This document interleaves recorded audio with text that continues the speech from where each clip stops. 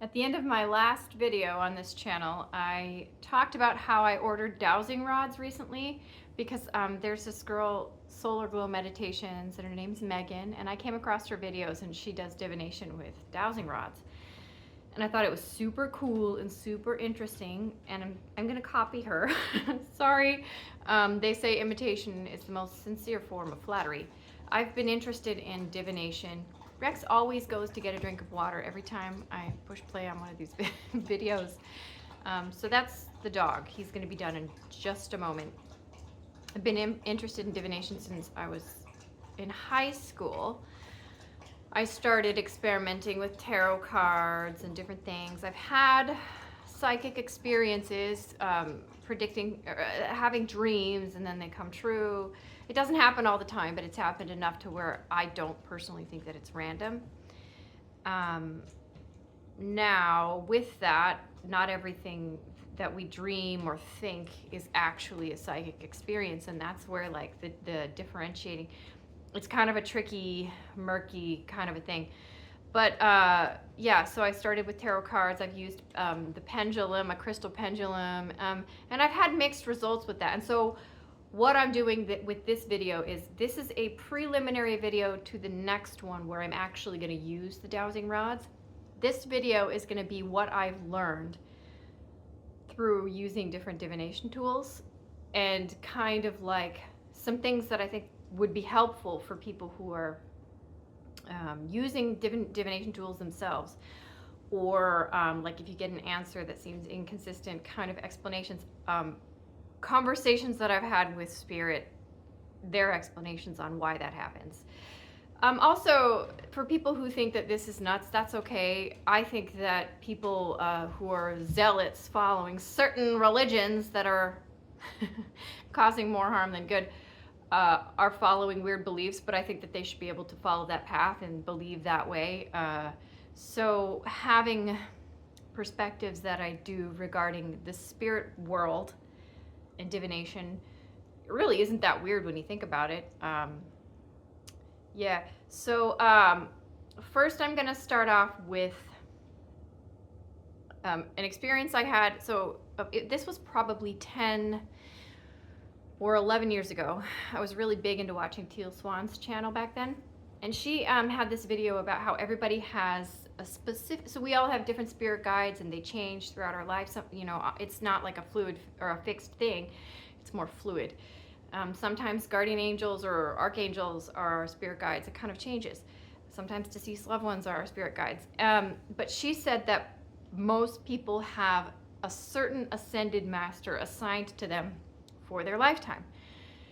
And she gave like this meditation to do, and so I did the meditation, and I went to sleep, and I had a weird dream. It's important for me to say this before I go forward. So growing up, I like grew up on the Beatles. My mom and my stepdad were huge Beatle fans. They had every single tape. They were cassette tapes back then. Of every album. We went on a lot of road trips. So I grew up listening to the Beatles a ton. And of course, I love the Beatles. Who doesn't? If you don't love the Beatles, I don't understand. I met one person in my life who hated the Beatles, and I don't know. But anyway, I did not know at the time that I did this meditation 10 or 11 years ago that George Harrison had gone through a spiritual journey. I didn't know anything about him personally. Knew nothing about it. I did not know, this is going to be important later, I did not know what his signature looked like. And so I went to sleep that night after I did this meditation to find out who my own personal ascended master was.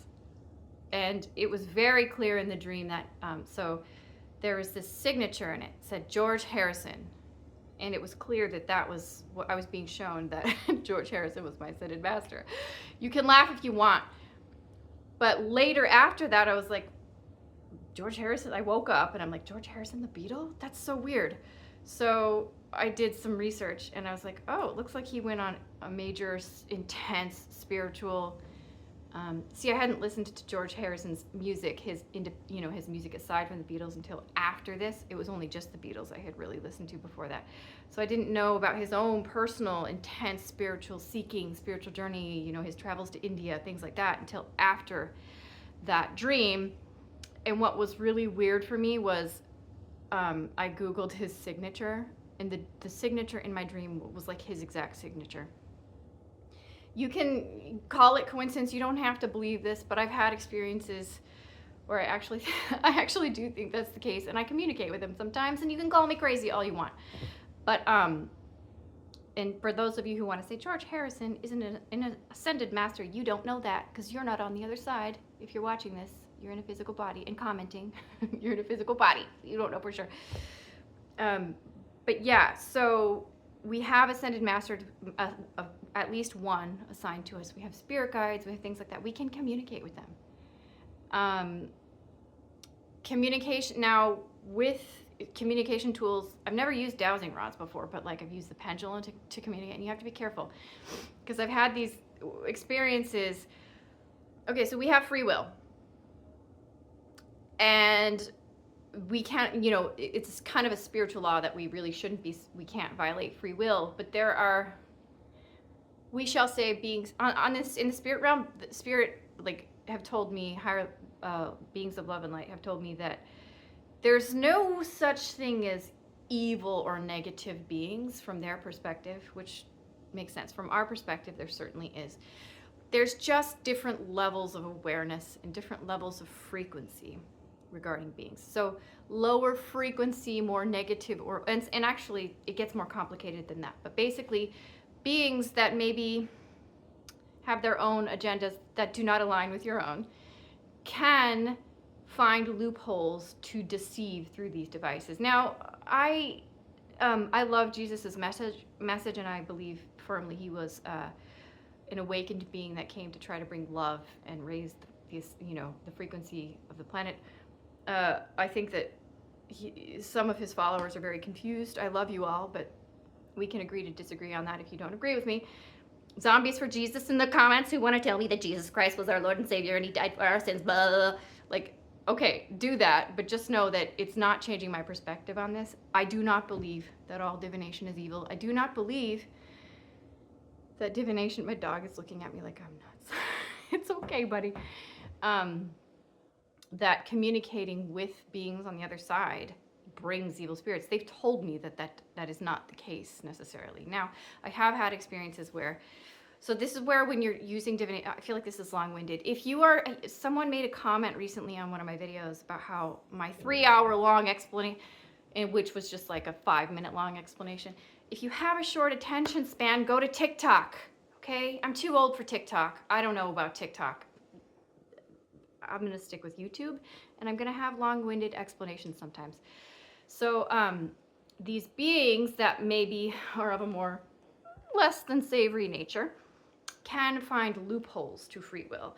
So I've had experiences where I'm not clear and definitive when I state what my ground rules are for that communication.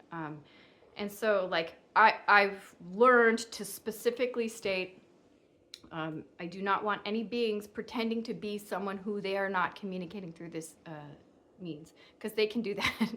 They can say, oh, I'm George Harrison, blah, blah, blah, blah, blah. And then if you say, is this the actual real George Harrison that I'm talking about, that was incarnate on earth, that is blah, blah, blah, you specifically state who you want to talk to, then they'll say no. So if you are not careful about deliberate, clear expectations about what you want from that session, beings can deceive in that way. Typically, though, most of the time, I've found that's not really going to be happening. So there's that. You have to be clear and definite about your expectations during that divination session. Tarot is hard because, like, if you're reading and you have any kind of like our beliefs, our expectations, our hopes, our fears, all of that can kind of cloud the interpretation. Your interpreting the message from the cards. So that can get really difficult. I find the best kind of most accurate tarot readings are when you have no emotional investment whatsoever, completely blank slate. Pendulum is cool because you can get yes, no answers, but you have to hold really still and make sure that you're not. I state very clearly before I use it, do not allow, I only want to speak with beings of love and light with the best intention, I put on my rosary, and please do not deceive, I put out all those things. And then I also say, please do not allow my unconscious beliefs to affect the answers to these questions. And I have had results where I have asked questions about the future, and the accuracy is astounding when I use the pendulum to ask questions about the future. It's things that I don't know the answer to that actually come to pass, and it's like, okay, there's something going on here. Yes, it's true, Rex. And so, yeah, now that I've kind of gotten that out of the way, there's some other things that Spirit has told me. When we ask questions to divination tools like the pendulum or the dowsing rods, they're yes-no questions. Semantics is important. How you ask the question. Now, these are actual real beings. We are all one with all that is, but we are also individual. So these, like the different guardian angels and the archangels and they're different beings. And so they don't have like form identity, egoic identity when they're in the spirit form, but there are preferences. There are sort of different ways of seeing things. So the semantics of how you ask your question can change the outcome of the answer. For instance, let me give you an example. If you're going to say, is it going to snow today? Some spirit beings might take that as the whole 24 hours. Is there going to be snow within the next 24 hours? I've had this experience. Some beings are going to take that as daylight hours. So semantics matter when you're asked, getting very particular and deliberate about your questions can change the outcome. And the other thing I've asked Spirit before is, and I've known this for a long time. I'm certain this is the case. So when it comes, because the reality of our physical reality is actually much more complicated than we understand. We're shifting dimensions all the time. And we have collective realities together, but then we individually, there's like collective realities that group together, but within those collective realities, it's like the fractal universe. Like we all shift to different dimensions, but they're like linked to the collective. I don't really know how to explain it or understand it that well. So when we're talking about prediction of future events, some events that you're asking about have a 100% probability that they will come to pass. Other events in the future that you're asking about, the probability can change because of the fact that there's free will, there's dimensional shifting, people are shifting to different reality. Free will is affecting where they're going, and therefore the collective. Certain events, sometimes it's a 75% chance that event will come to pass. Sometimes it's 25%, you know what I'm saying? It's that varied. So when you're asking questions about like who's gonna be the president, those probabilities are shifting all the way till the end typically. Sports teams, asking who's gonna win on a sports team, those probabilities can shift and change. People have free will, they're doing different things. So that's another, apart from semantics, that's another reason why when you're speaking to a being of love and light, you can get an answer that ends up being incorrect from our perspective. Another thing I've been told by them is they can misunderstand our questions sometimes. Like if you're asking the question and you're not really sure what you're asking, see, they're reading our energy. That can cause confusion for them when you're asking them a question. So have a very clear picture of what you're asking. Be very deliberate about how you're asking it. And also keep in mind, free will, probabilities, future events change. So there's that. Spirit, is there anything else I need to talk about before? So yeah, this video I'm putting out before I do my first divination rod session. I've never used divination rods. And the reason why I'm really excited about it is because like with the pendulum, I like use my knee as kind of a fulcrum to try to hold my arm still. I've heard people who criticize the accuracy, or they say, "Oh, your mind has a predetermined outcome to the answer of the question, and teeny tiny minuscule muscles in your hand are causing the pendulum to move in a certain direction."